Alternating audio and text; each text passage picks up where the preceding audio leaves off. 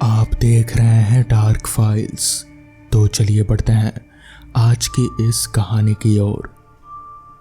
मैं पेशे से एक छोटा मोटा पत्रकार, रोज ऑफिस में डांट खाकर दिन गुजारने वाला, कि कभी ढंग की कोई न्यूज़ नहीं लाता।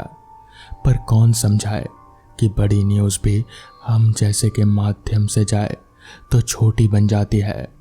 पर बड़े पत्रकार अगर माचिस की तीली की भी न्यूज़ लाएं तो हेडलाइन पर आ जाती है। मैंने सोचा अब ऐसे काम नहीं चलेगा।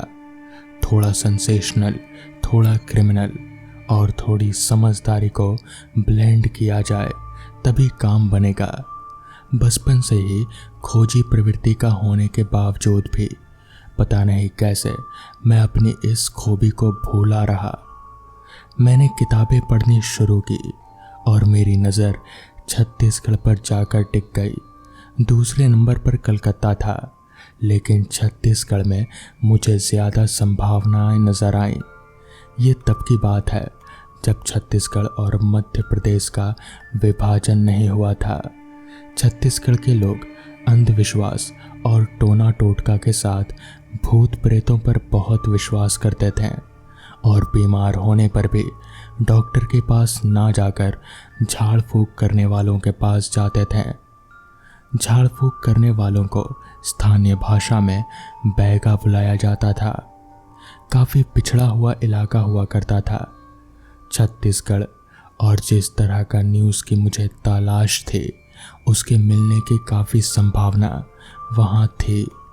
मुझे पता चला कि मेरा एक दोस्त हाइडल डिपार्टमेंट में जूनियर इंजीनियर था और छत्तीसगढ़ में ही कार्यरत था। सो मैंने वहीं जाने का मन बनाया। मेरा दोस्त सुधीर वहीं का रहने वाला था और छत्तीसगढ़ कोटे से ही उसे नौकरी मिल गई थी। जिला छत्तीसगढ़ के दंतेवाड़ा जंगल इतने सघन है कि सूरज की रोशनी की एक किरण भी उन घने पेड़ों को बेध कर नीचे धरती तक नहीं पहुंच पाती। सुधीर का तबादला दंतेवाड़ा में ही हो गया था। मैंने सुधीर को फ़ोन किया और बताया कि मैं 4 दिनों के लिए दंतेवाड़ा आ रहा हूँ और आज रात को ही निकलूँगा। सुधीर बहुत खुश हुआ। मेरी ट्रेन कुछ लेट हो गई और जब मैं दंतेवाड़ा पहुँचा तो रात के 10 बज रहे थे। मैंने बाहर निकलकर नज़र दौड़ाई, कोई रिक्शा या फिर ऑटो नज़र नहीं आया। तो मैंने एक कुली से पूछा किसी सवारी के लिए। उसने मुझे सिर से लेकर पाँव तक देखा और फिर बोला, दंतेवाड़ा में आपको कहाँ जाना है बाबूजी?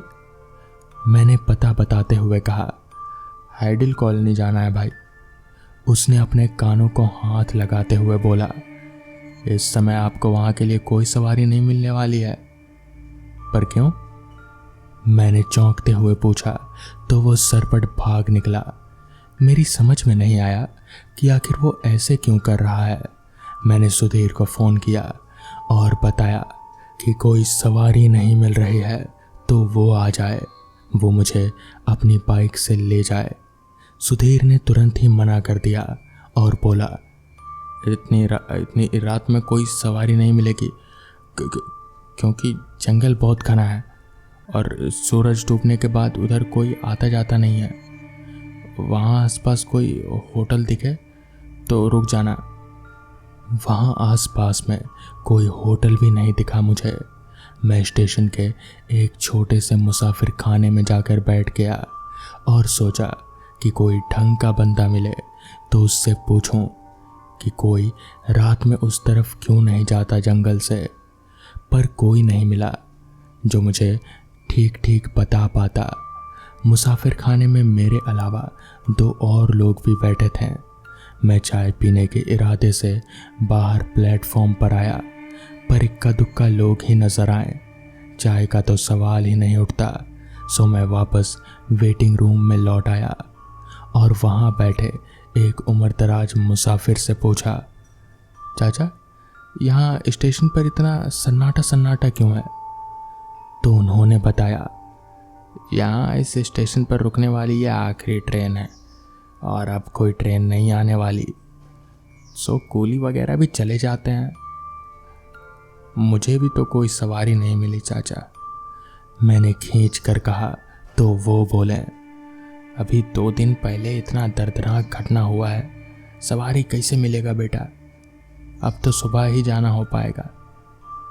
क्या हुआ था चाचा 2 दिन पहले, मैंने पूछा तो उन्होंने कोई जवाब नहीं दिया और बीड़ी सुलगा कर पीने लगे। अजीब लोग हैं यहाँ के। मुझे तो उकताहट होने लगी थी। निजी तौर पर मैं थोड़ा निर्भीक और आधुनिक स्वभाव का हूँ और भूत प्रेतों या ऊपरी बलाओं पर रत्ती भर भी यकीन नहीं करता।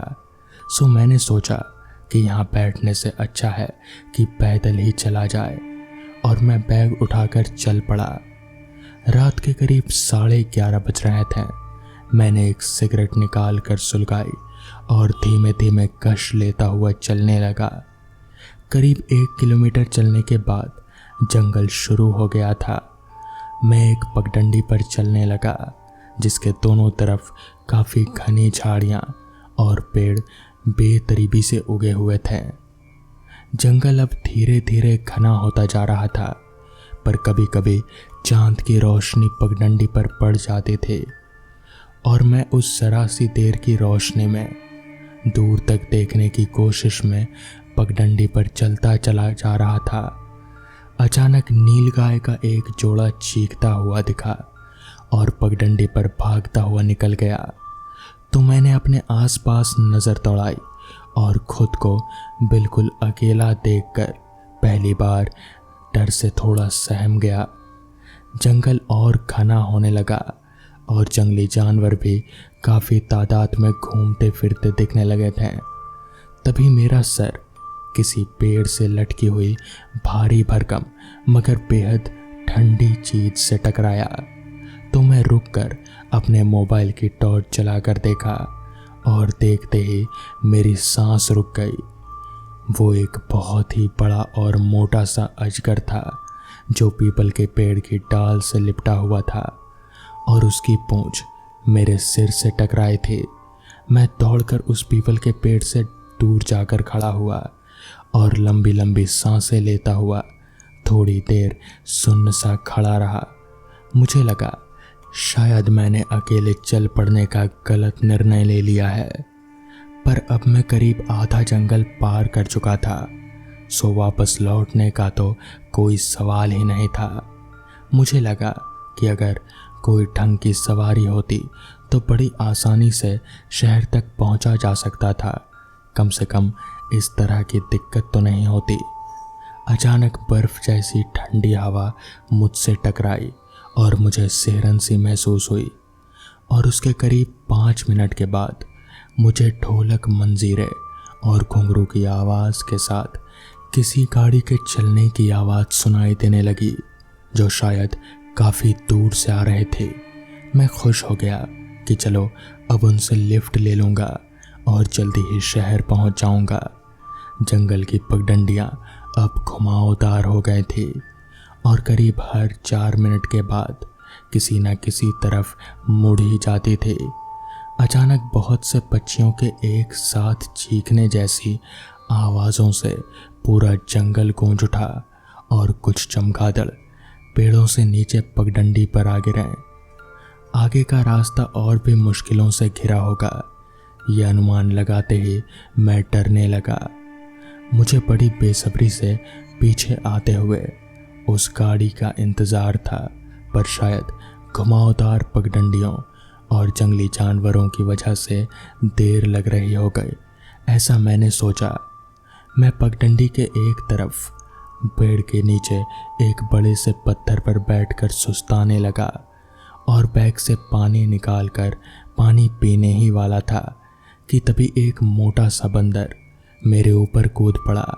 मैं जब तक कुछ समझ पाता तब तक वो मेरी पानी की बोतल झपट कर भाग निकला और दूर एक बरगद के तने पर लटक कर चढ़ गया।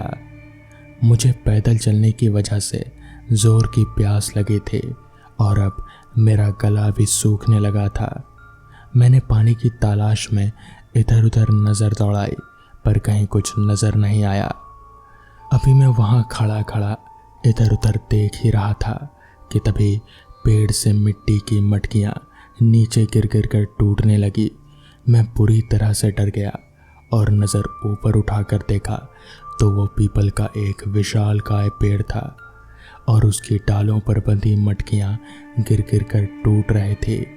ये ठीक वैसी ही मटकियाँ थे जो किसी आदमी के मरने के बाद उसकी आत्मा के लिए पानी भरकर पीपल के पेड़ पर लटकाई जाती हैं। मैं सिर से लेकर पांव तक सिहर उठा और डर के मारे किसी मलेरिया के मरीज की तरह कांपने लगा। मुझे पछतावा हुआ कि मैंने क्यों पैदल चलने का डिसीजन लिया। अब मुझे बड़ी बेसब्री से उस गाड़ी का इंतज़ार था जिसकी आवाज़ अब काफ़ी पास से ही आने लगी थी। करीब 5 मिनट बाद मुझे वो गाड़ी आती दिखी। वो एक मिनी बस थी जो बड़ी खूबसूरत से गेंदे के फूलों की लड़ियों से सजाई गई थी और ढोलक मंजीरे और घुंघरू की आवाज़ के साथ गाने की और हंसने बोलने की भी आवाज़ें आ रही थी। मेरे मन को शांति मिली ये सोचकर कि अब मैं अकेला नहीं हूँ। मेरा डर भी कम हो चला था।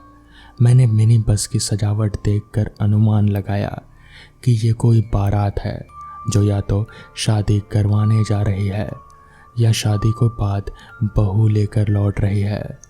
दोनों ही परिस्थितियों में मुझे लिफ्ट मिल जाने का भरोसा हो गया था और अब मैं थोड़ा निश्चिंत भी हो गया था।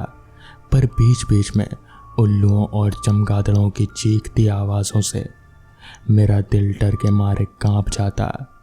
मैंने मिनी बस की दिशा में देखा पर वो शायद घुमावदार रास्ते में कहीं मुड़ गई होगी, सो दिखाई नहीं दी। थोड़ी देर बाद मिनी बस फिर से दिखी और फिर किसी मोड़ पर लुप्त हो गई।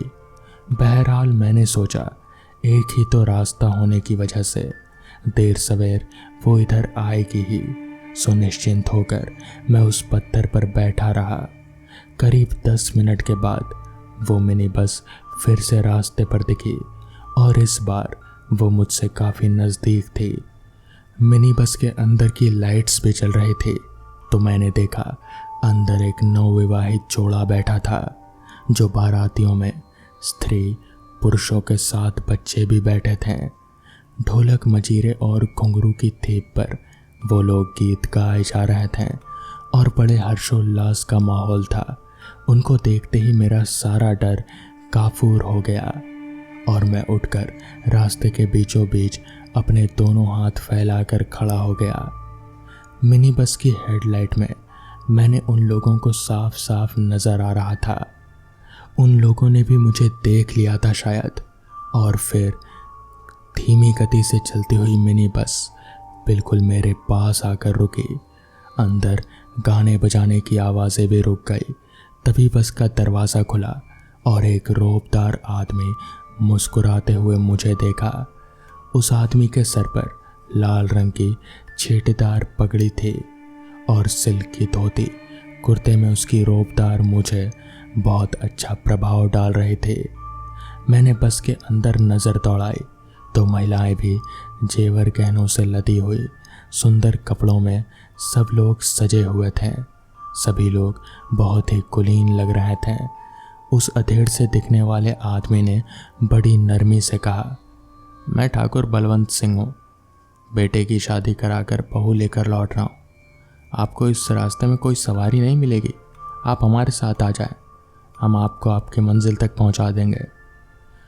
उनकी बातों में न जाने कितनी मिठास थी कि मैं चलकर उनके पास जा पहुँचा और मिनी बस के अगले दरवाजे से अंदर घुस गया। अंदर पहुंचकर सबको नमस्ते करता हुआ एक खाली सीट पर बैठ गया। मेरे बैठते ही बस चल पड़ी।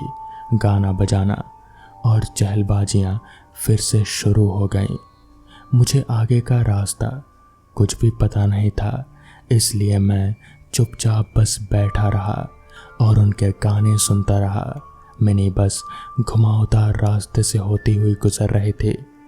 मैं पैदल चल चलकर बुरी तरह थक गया था, सो आंखें बंद करके थोड़ा आराम करने लगा। अचानक बर्फीली हवाओं से मेरी आंखें खुल गई। मेरे कपड़े पहले ही फट चुके थे और मुझे लग रहा था कि ये बर्फीली हवाएं मेरी हड्डियों को छेदती हुई आर पार निकल जाएंगी। तभी एक घुमावदार मोड़ फिर आ गया। मिनी बस उस रास्ते पर मुड़कर चलने लगी। मैंने यूं ही एक उचकती हुई नज़र बस में बैठे हुए बारातियों पर डाली तो मुझे कुछ अटपटी सी फीलिंग हुई। मुझे ऐसा लगा कि जैसे सब लोग मुझे ही घूर रहे हैं और उनकी पलकें भी नहीं झपक रही। तभी उस अधेड़ से रौबदार आदमी ने एक टोकरी खोली और उनमें से 2 लड्डू निकालकर मुझे खाने को दिए।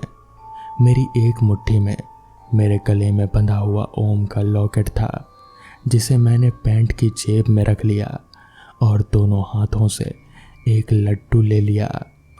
खाओ बेटा, उन सज्जन ने बड़ी मधुर आवाज़ में कहा। तभी मैंने देखा मिनी बस एक बावड़ी के पास खड़ी है और उस बावड़ी पर लकड़ी का एक टूटा हुआ पुल भी है। मैं बड़े असमंजस में था कि इस टूटे हुए पुल पर चलकर मिनी बस भला आगे कैसे जाएगी। परेशान होकर मैंने अपनी गर्दन घुमाकर बारातियों को देखा और मैं डर के मारे चीख पड़ा। पूरी बस में जिंदा नर कंकाल बैठे थे। बस की ड्राइविंग सीट पर भी एक नर कंकाल बैठा था। अचानक मेरे हाथों की उंगलियों में कुछ चिपचिपाहट सी महसूस हुई। मैंने घबराकर मुट्ठी खोल दी और देखा कि मैंने अपने मुट्ठियों में इंसानी 2 दिल पकड़े रखे हैं। उन दिलों से खून टपककर मेरी पैंट पर गिर रहा था। मेरे मुंह से आवाज़ नहीं निकल पा रहे थे। आंखें डर से फटी जा रहे थे और कंठ सूखे जा रहा था। मैंने बावड़ी की तरफ देखा तो डर के मारे मैं कांपने लगा। उस बावड़ी में मुझे चारों तरफ सिर्फ हाथ ही हाथ नजर आ रहे थे, जैसे कुछ लोग डूब रहे हों और उनको मदद की ज़रूरत हो। तभी ड्राइविंग सीट पर बैठे नर कंकाल ने मिनी बस को उस टूटे हुए लकड़ी के पुल पर मोड़ दिया और मिनी बस की रफ्तार भी बढ़ा दी। मैं एक झटके से उठकर खड़ा हुआ और दौड़ता हुआ बिल्कुल कूदकर मिनी बस से नीचे कूद गया और मैंने देखा कि वो मिनी बस उस टूटी हुई पुलिया से बिल्कुल नीचे बावड़ी में जा गिरी और फिर पानी में समा गई। वो बावड़ी इतनी गहरी थी मुझे इसका कोई अंदाजा भी नहीं था। मैं वहाँ ज़मीन पर पड़े पड़े बस उस टूटी हुई पुलिया को डर भरी नज़रों से देखे जा रहा था।